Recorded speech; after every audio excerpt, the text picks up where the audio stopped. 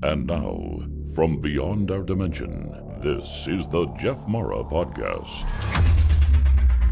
Here's Jeff. My guest is Gene Moss, who had a near-death experience due to inhaling bathtub water after partying for 4 days. Gene, thank you so much for being my guest, and welcome. Well, thank you. I appreciate that. Gene, if you don't mind, let's start on the day that it happened and go from there. Well, it would actually, can it start like a couple days before? Sure. Because it was during lockdown. My daughter's birthday was coming up July 27th, which was a Monday. So we were planning on partying from Friday. We rented like one of those outdoor projectors that blow up. We set up like a snack bar, invited all the friends over because everything was closed. We had to do it at home. Unfortunately, we also had a plethora of adult substances on the premises to enjoy, So it wasn't supposed to be a 4-day thing, but it started out that way. People showed up with different things that would stimulate, from unnamed southern countries in the South America or whatever. Right. But, we had alcohol, a lot of cannabis. So we were just going. And then come Sunday night, Monday morning, it's about 2 o'clock, 2:30, everyone's falling out. People are passed out. And I'm hammered. I was hammered drinking, and I'd been up for the whole time, maybe an hour here or there. And I was like, I was knocking on people's doors like, hey, you guys, let's not stop. So I was like, well, I'm not stopping. And so I went to get in the bath to like kind of get the alcohol like leveled out so I could keep going and whatnot. And I get in the bathtub, and I'm just having a great time laughing and joking with myself. And I end up going and reaching for what I thought was water to take a drink. And I accidentally slugged some shampoo. And I was like, oh my gosh. So I went under the water in the bath just to like swish it out, And I didn't remember how it had happened until a couple days later that I actually, while I was under there doing that, my body had been up for so long that I just took in a breath, not even thinking about it, just took in a breath. I didn't suffer from any drowning experience. I just took in a breath. But the way the NDE started for me is I was underwater, and it was like an ocean of water. I was underwater, and I was looking at something, and I couldn't figure out what it was. So I got closer. I swam up to it, and it was my body. It was me. And I remember thinking like, oh, it's me. But it didn't like trip me out or anything. I was just like, okay, And then I look up, and I see the sun shining through the water. And I was like, I'm underwater. I better swim up. I didn't feel anything, just like that's my reaction. So I swim up, and then all of a sudden I'm floating in the sky, and I'm looking down at a vast ocean, and my body's there floating like a log in the water. And then I look up, and the sky's predominantly red and white. And still I have no idea, like I'm dead. I don't think like, oh my gosh, I'm dead. I'm just like, that's weird, And I look back down, and now my body is just like driftwood. It looks just like a piece of wood. So I remember that part. Then the next part I remember, I was walking with a man who was God. And he looked kind of like the way Christ would look, but he had short hair, like a short beard and short hair. And I remember seeing a picture of an AI example of what AI would believe Christ to look like a year and a half later or so. And when I saw it, like I shook, because that's really close to how he appeared to me. And as we're walking, I remember like stopping to think, like to check my feelings, because I was like feeling like I'm walking with my best friend / brother, and I've known this guy my entire life, and I love him, but he doesn't identify himself. Well, he didn't to me. He didn't say like, hey, I'm Jesus, or hey, I'm God. So I was like, we're walking, and then he shows me a picture of my daughter. Like he shows me the scene, not a picture, but an actual scene. I'm standing there seeing my daughter find me dead in the bathtub. And it just shook me. And so I turned to him, and I'm like, yo, I don't know if I said yo, but I was like, dude, I have to go back. Like, just like, that's how he got me. Like I have to go back. And at the time I thought like, I felt like equals. First of all, I felt like me and this dude, I'm not separate from him. He didn't make me feel like, how could I put this? He didn't make me feel like he was dominant over me, or like like I'm supposed to be submissive to this guy. I felt like I love this guy. I've known him for eternity. And then when I told him, you know, I have to go back, he turned at me and looked me straight in the eyes, and his eyes were like how blue eyes are, but they were like a gold topaz or brown, clear. And he's like, okay, you're going to be cold. He told me, you're going to start feeling cold. I'm going to stay with you. So I did. I started, as soon as he said that, I started like feeling really cold, like shivering cold, ice cold. And then all of a sudden I opened my eyes and I'm in my bathtub and all the water had drained by itself. And in my bathtub, the water doesn't drain. My wife will come in if I leave the plug in the next morning and tell me, you didn't pull the plug. You need to go and pull the plug. Your daughter has to get ready for school. So with it being drained right there, I was kind of tripping. And for somehow I was like in a fetal position in this tiny bathtub. I don't know how, still to this day, I don't know how I was in there. So I'm a big guy. And so I couldn't move for like 10 minutes, like 10, 15. So I didn't go to any doctor or anything. So that's why I didn't know what had happened to me. I was like laying there. And finally, when I could move, my body felt like it was 1,000 pounds. But I lifted myself up. I was like, I need to go smoke a cigarette. I thought it had been maybe 10, 15 minutes or something. So I go outside and it was light outside. So I ran back in the house to grab my tablet, see what time it was. And it was 6:30 in the morning. And I remember it was 3:07 when I actually got in the bathtub. So 3.5 hours had passed. So during that day, like I didn't say anything to my wife. I didn't say anything to anybody. I wasn't like, hey, I died. I was more like that was like a dream or something. But then I would think like, why would I dream about being in an ocean of water while I'm in the bathtub? Why would I dream about walking with God? Why would I remember it so clearly? And then I realized like on my feet, there was like this black, like my skin was black. And basically it's still purple, like to this day. Like if I take my socks off after a long day, I have like this purple lines. But okay, basically that whole day I was like telling myself like, what if I'm in a different dimension? I thought, what if I'm in a different dimension and my daughter did wake up in a different dimension and find me dead in there? Because I saw the scene.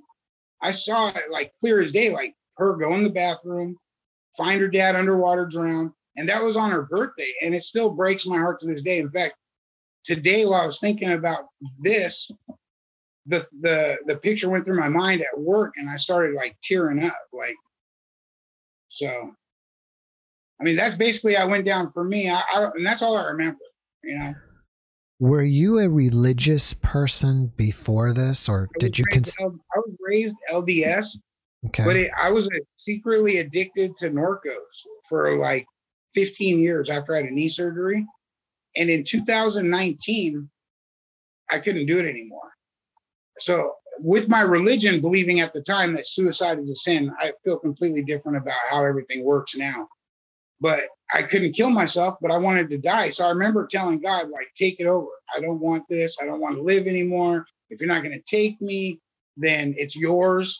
And then I started being guided towards meditation. And then right at the beginning of like 2020, end of 19, is I started an awakening, like to where I felt like a oneness with God. Like, it's hard to explain. I'm sure you probably went through it. A lot of people, it turns out, have gone through this, to like where I realized like I'm not this body, and basically that's why I left 2020 until I had that experience. I was having a great time.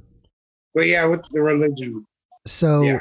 If we Google Jesus AI drawing, is that how it would show what you saw, or what? How did you see that again? Yeah, it was on Facebook is how it came about. So I went looking for it to save it. I have it saved on my tablet now so that I can show people what he looked like to me. But yeah, if you Google AI interpretation of Jesus and you find him with short hair and short beard, that's basically how he looked at me, almost identical. Right after you got back, you didn't tell anybody. Did you experience like depression or anything because you were with Jesus or God and you want to go back? Yeah, I did. Even though I knew I made the choice, basically, I did want to die. like I was depressed. I ended up trying to drink myself to death. I actually went to Stater Brothers. It's a grocery store here, and I bought a couple bottles, giant gallon bottles of whiskey, and I pounded them both. Just like I'm gonna not necessarily commit suicide, but you know, if I die doing this, I die. Which I don't believe suicide's a sin anymore either. But at the same time, I was done. And then as I was passing out, I heard a voice, and I don't know if it's my ear or what, but we're all connected. So it said like, not on your terms or whatever. And I closed my eyes, and I woke up 2 days later, and I was back, and I was like, kind of like a shake your fist at the sky moment, like, oh, Mm-hmm. So how have you changed since your experience? Well, I mean, I'll tell you and anybody else on the street that I love you, that I know you are me and I am you, that we are all, I now understand what God is when they say infinite and eternal. He's everything. He is us, and our body being a temple that he resides in, our spirit, our ego is this character I play, Gene Moss. But the light inside of me is God. And the light inside of you is God. It may be that he's infinite. That means he has infinite personalities, and we're all those infinite personalities playing a game of hide and seek, in an eternal game or whatnot. But we're all one. And seeing outside the box and now seeing this world now, it's more of a cartoon to me. Mm-hmm. You can see like during the day, the universe at play, if you will, mm-hmm. It's interesting that you say that. Do you feel like when you were on the other side that it's more real than here and this is the dream? Yeah, absolutely. I believe it's a game more than a dream. It's a game. Mm-hmm. We're eternal, infinite beings. And I mean, if you can do anything or have anything, it means nothing. I believe that this is for us to experience suffering, to enjoy, that suffering is a necessary part of the experience in order to enjoy having things. I believe the dream world now is far more real than this world. And I look forward to going to sleep at night now. Do you lucid dream, or do you feel like your dreams are, more real than here? I have lucid dreamed. I actually, the CIA was doing that program that it's on YouTube now, where you can have access to do their practicing. It's called HemiSync. Right. And I've been doing that. I've astral projected a few times, but I was doing that before I died as well because of my awakening. In fact, during my awakening, I ate like an ounce of mushrooms and I was meditating. And I opened my eyes after meditating for about 45 minutes. I fell asleep in the meditation.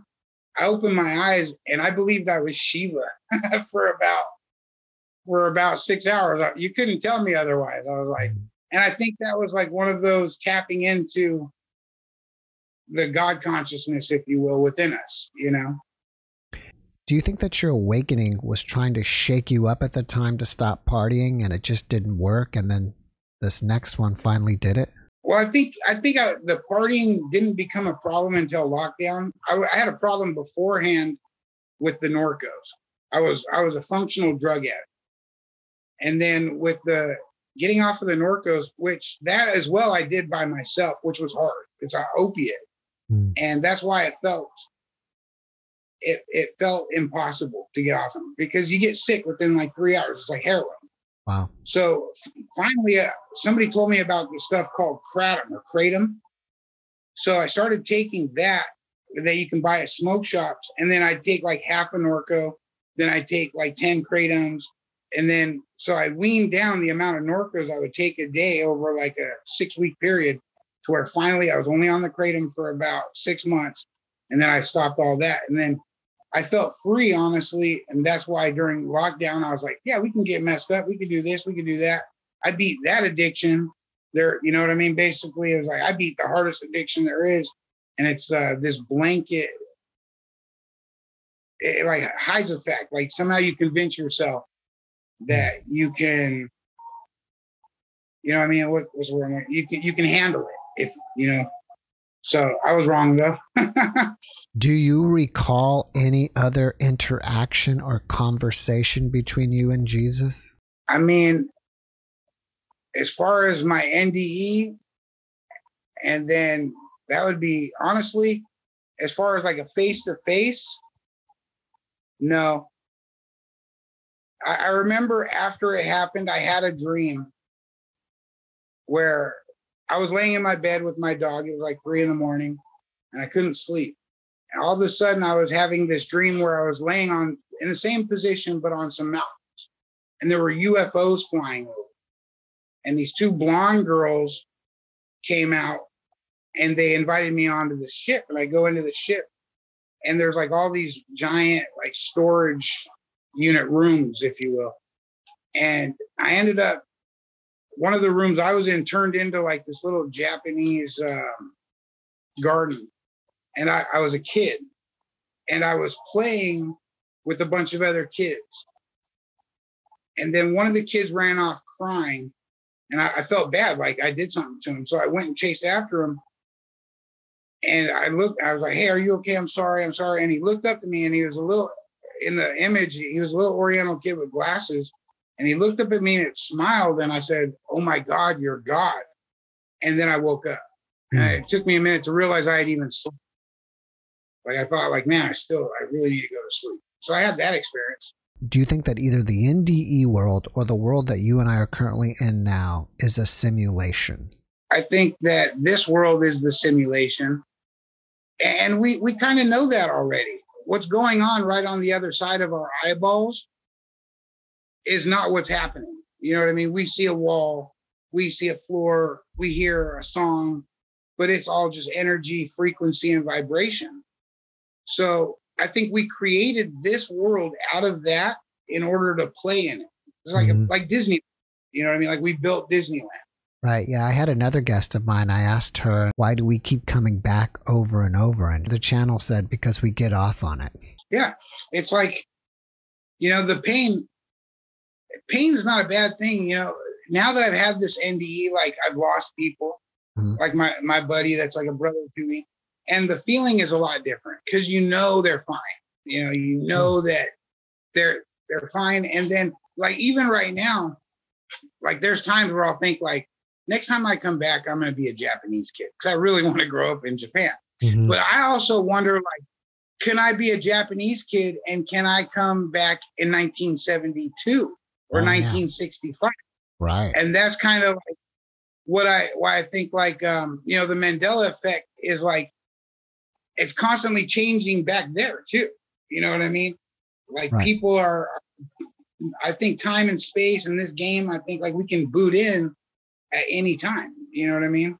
Right. It's interesting that you said that because I've thought maybe when you're on the other side, you can not only reincarnate to be whatever you want to be, but also in whatever time zone or time period. Yeah.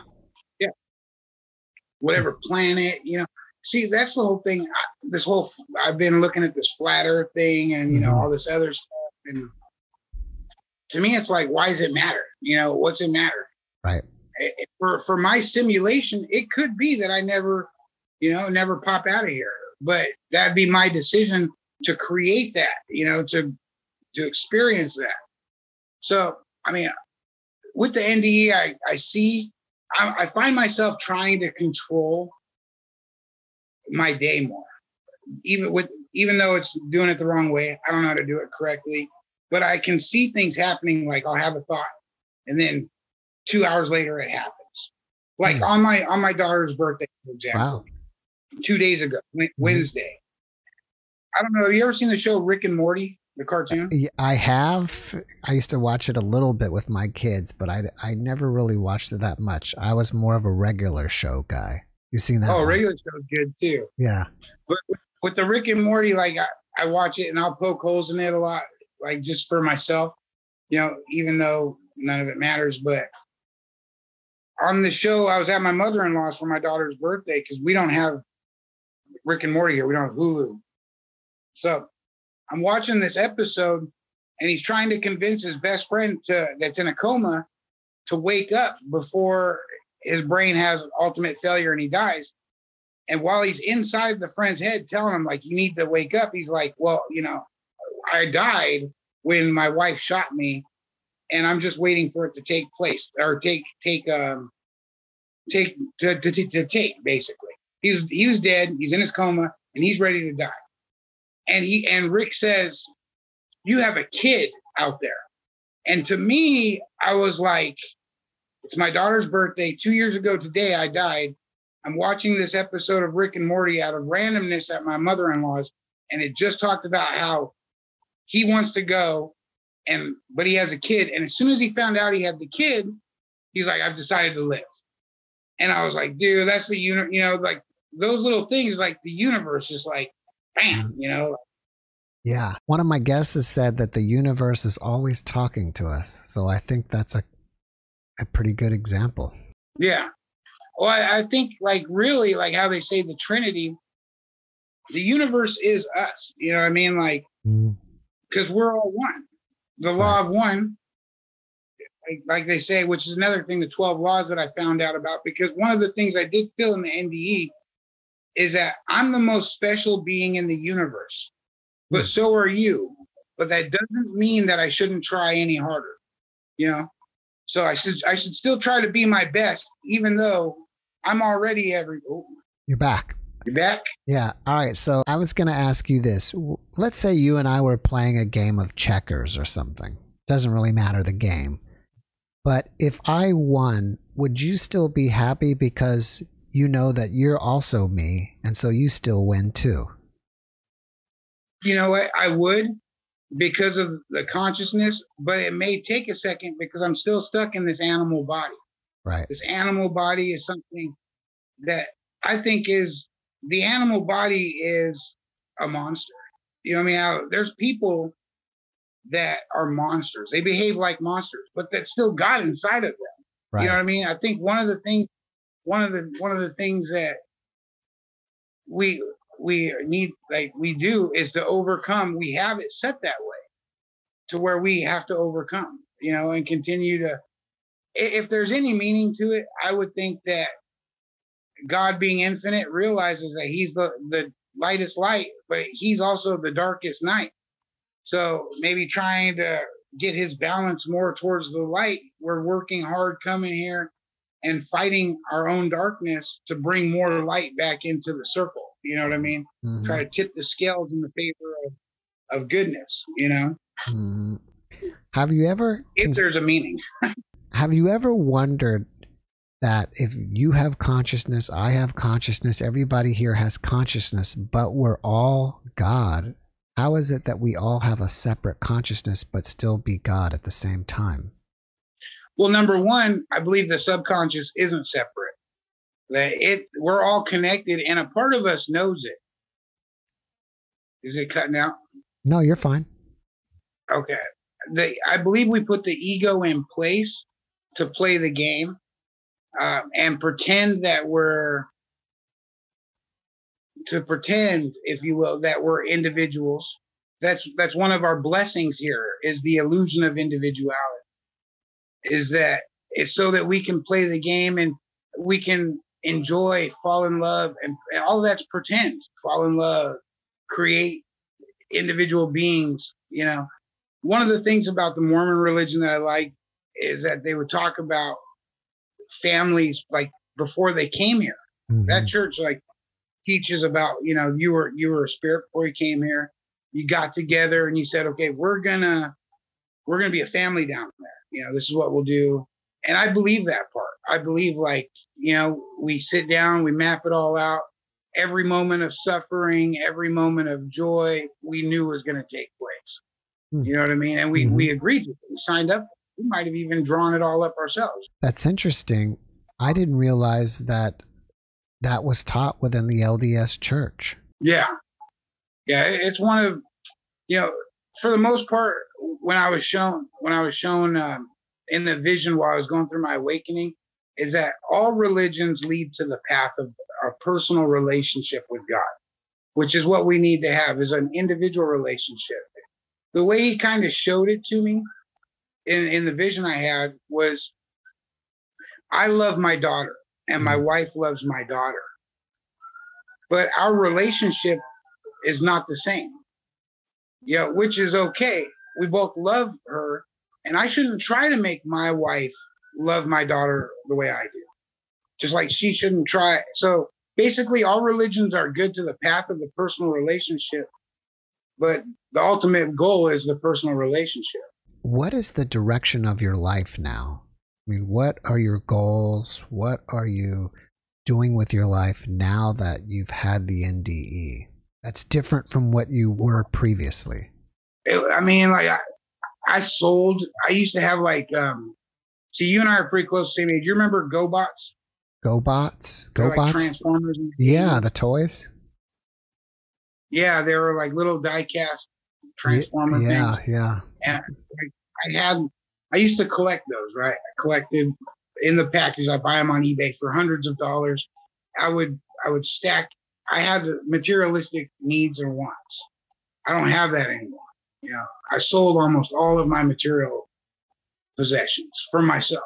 When I go shopping with my family, all I want to do is buy food. I don't think of, I don't care about buying stuff for myself.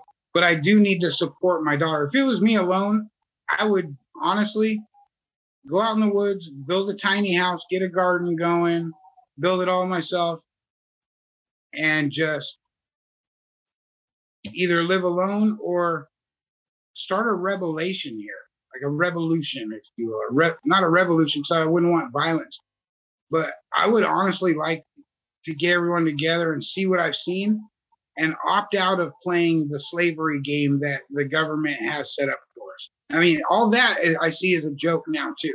Left side, right side. When you talked about checkers earlier, it's like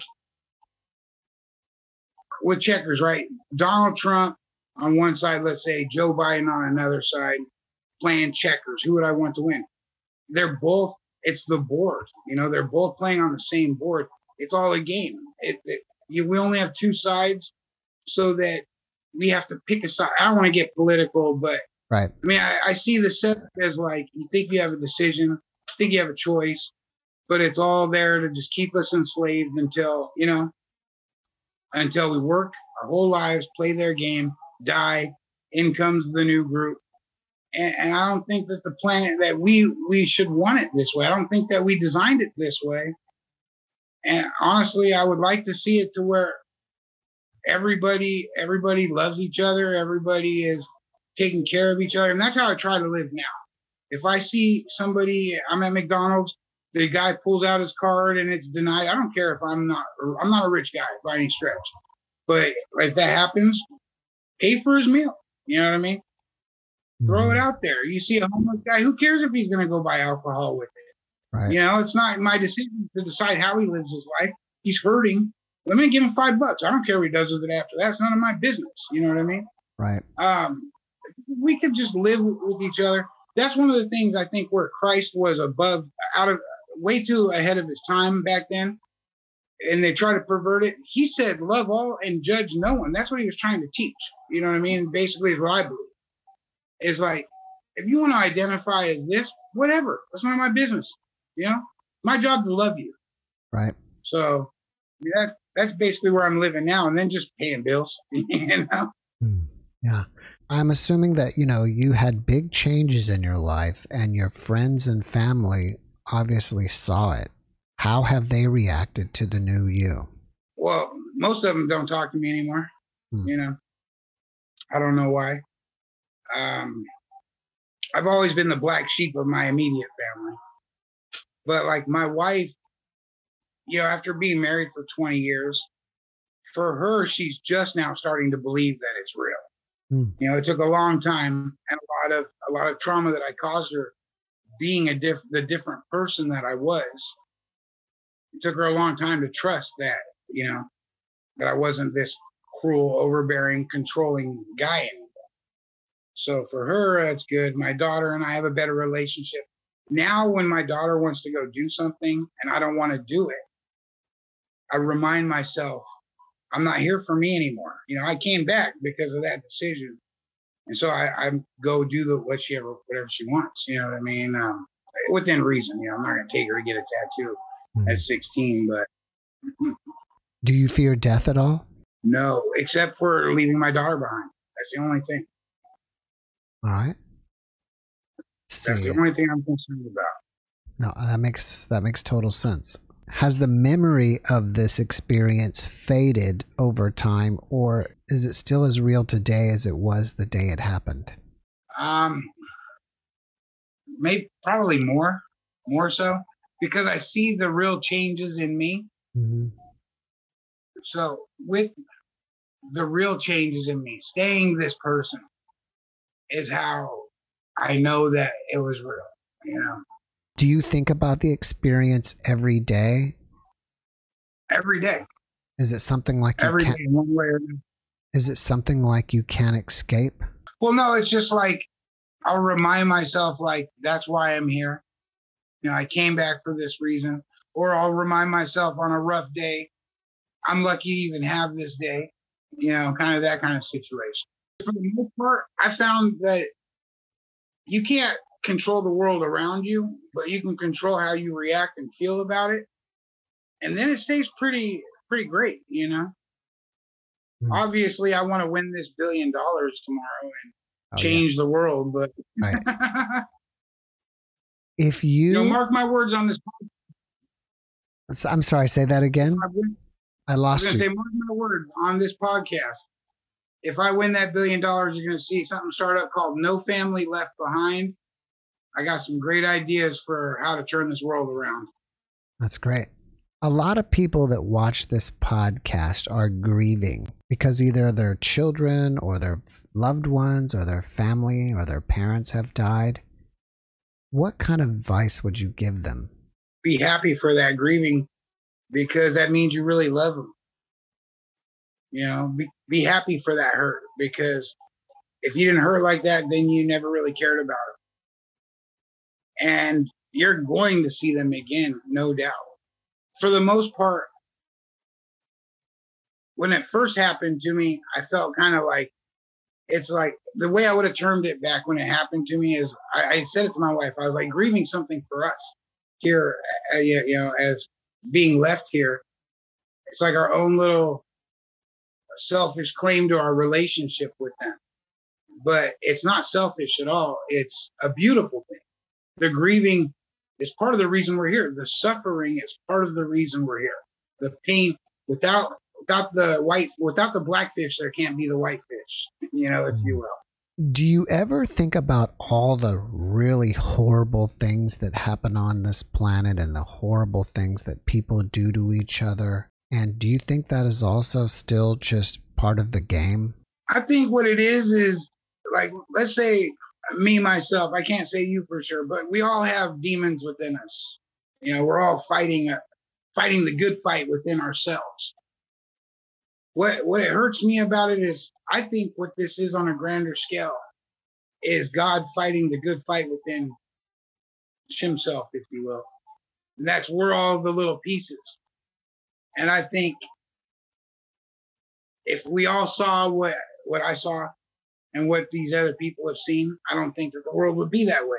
But I think it would be too easy if we came here remembering that place, and it wouldn't be real work, you know? We wouldn't be doing real work, because we remember. That's another thing the LDS religion teaches, is that when we were there before that, God would tell us, like, this is what you're going to do, this is what's going to happen. And we'd be like, no, we're going to be perfect, and we're going to, you know, praise your name every day, and and he's like, you're not going to remember, and you're going to act this way. You know what I mean? And it was like, that's one of the things I believe now. I don't know if that's part of the programming from childhood that has me believing the way I do now. One of the things I do realize is we're far closer to robots in these bodies than we realize. Like, we think we have free will and all this and that, but when you truly start, like, opening your mind and you truly start seeing past the boundaries, it's hard for some people. You know, it's hard for me, like, scary almost, you know, because then you start to realize the more you think you know, or the closer you get to thinking you know something, the more you realize you don't know anything. That's what my experience has been, you know? Right. Since you're NDE, have you gone back to LDS? I tell people I'm LDS like a Jew's a Jew as a joke, kind of. My family, my great something grandfather, his name was Zebedee Coltrane. He crossed with Joseph Smith. So my family has been LDS since the beginning. So, I mean, I'm proud of that heritage, honestly, because I believe the Mormon religion has a lot of good things about them. But when I look at any religion like that, I don't feel like necessarily, I don't know how to put this in a way, like it's still thinking on an earthly level. You know, they have their temple secrets that I don't know about. I never made it to those levels before I fell off. But from what I saw, it was still like earthly thinking, like God and Satan and this and that. Right? As far as like all that goes, I believe it's all God now. You know, even if there is a character doing that work to try to tempt us to do wrong, he's still serving God. He still has a purpose and he's still doing a job. In fact, one time I smoked DMT. You know what DMT is? Right. The first thing that happened is I was locked in this clear box and it looked like hell. And I was talking to Satan in the vision. And he was like, I'm going to torture you for eternity. And I was like, no, you're not. I'm a great guy. You know, I told him, I'm a great guy. And he's like, well, you're going to serve me. And I was like, well, you serve God. Well, I said, you serve the master. So if I serve you, I'm still inadvertently serving the master. So whatever. And so then all of a sudden he said, true. And then I got pulled out of the box. And this is the first time I ever saw like a mother figure. Like I was floating through space around this giant woman. And she was like, I respect what you're trying to do, what you're trying to accomplish. And I was like, she's all, you can always come to my light in the vision. And I was like, well, I can't come to your light without Megan. And she was like, well, you're not even welcome without Megan. Then, oh, you know what? I didn't see Jesus in this vision. Because then all of a sudden I was in heaven in clouds and I was talking to Jesus. And I was like, bro, I made it, dude. And he was like, yeah, but you cheated. And he locked me in a closet for the rest of the trip. I swear I was locked in this DMT trip in a broom closet for the rest of it until it wore off. So that was crazy. And I know it was a broom closet because I looked down and there was a mop bucket. Can you confidently say that taking DMT is completely different from having an NDE? Yeah, absolutely. Because the NDE, I was conscious. I made sure I stopped. I took stock. I was like, checked how I was feeling walking with him. You know, I was like, what is this feeling? You know, and I analyzed it. I remember analyzing it. And I remember talking to him. I was like, I remember thinking like, I'm equal to this guy. You know, I love this guy. And I was like, who is he? Because he didn't tell me. And then I was like, that's God. You know, I was like, I know him. That's God. And I started remembering, you know, like having a memory of it. DMT, I was kind of just along for a ride. You know what I mean? Like flying by the seat of your pants, you know, like a dream. Like I'm reacting. Even in like lucid dreams or dreams I thought where I was able to become lucid and snap out of it, it was never like that. You know what I mean? Like even in those dreams where I'd be like, I'm in a dream, I would still be along for the ride. But in the ND, I was there. You know, I was like looking around. I could tell you when we were walking, it was like a complete, like endless white, like on the Matrix where the guns come up. Yeah. When they like do the boot up program. It was like, that's where we were. It was like something like that, you know. I was looking around, like telling myself, look around, take this in, kind of a thing. You know what I mean? So, yeah, I could say it was different. Did you want to go back because you loved hanging with Jesus so much? Or because wherever you were just surrounded by love and it was so amazing and you felt so good? Or a combination of both? I wanted to go back because I knew that this place was fake. The only thing even real to me now to this day is my love for my daughter, you know, which is maybe even something that's born within the animal, the body, that is programmed in there to keep us wanting to be here, you know. But I mean, it's hard because like they say, like, and I used to think this like heaven's in the sky.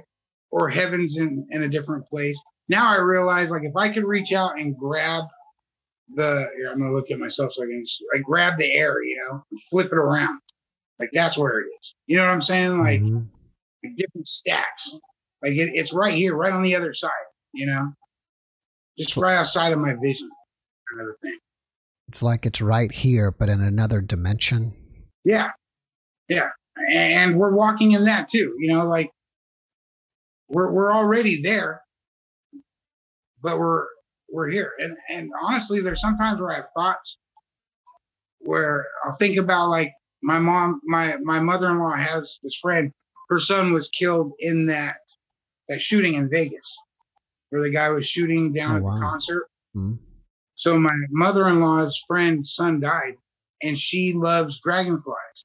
And we'll be talking about the mom, and a dragonfly will fly past. And so it's like the heaven is like right there. And one time I even thought, like, that's him, that's Austin flying by and just being like, hey, talking about me, kind of, you know what I mean? But I didn't ask, appearing as a dragon. I didn't ask you, but do you have anything that you would like to promote, like a website or anything? Well, right now I have a group called Plant the Planet on Facebook that I'm trying to get started, where we go around and plant food in random locations, like in parking lots where there's sprinklers already set up and there's nothing there. Like, plant and then share it on Facebook, like different locations, so that we can start terraforming this world so that people can eat. You know, they say people are starting to try to control the food population, you know? So you guys will just plant like fruit trees? Yeah, we just started putting it on video. Like, I did my first video on Facebook the other day, but we've been doing it for a while. Like, I have apricot seeds up there right now that I have in a paper towel that I'm sprouting.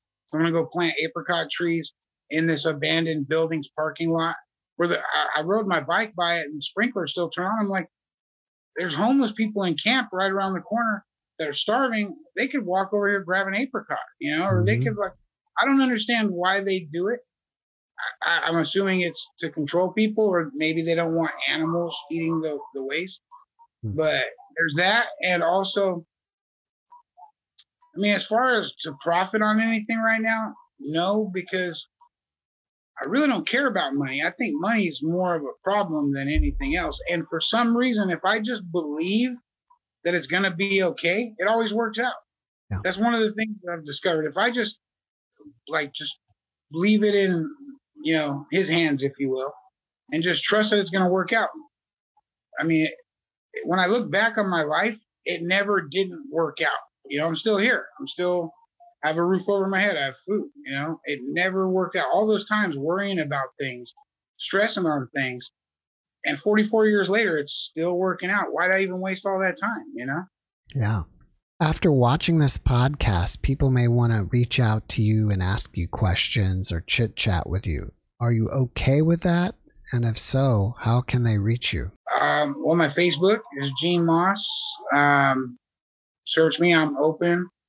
I mean, I don't have like Instagram or any of that, because technology was kind of another thing that once that happened, I dished my cell phone for a while.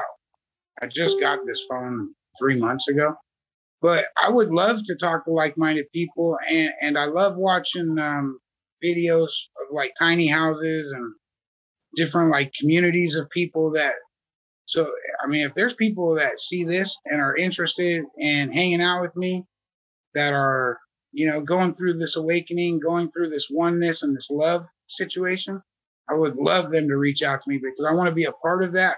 And, you know, I'm not afraid of dying, but I am afraid of dying and not being able to do anything to help get this place on the right direction.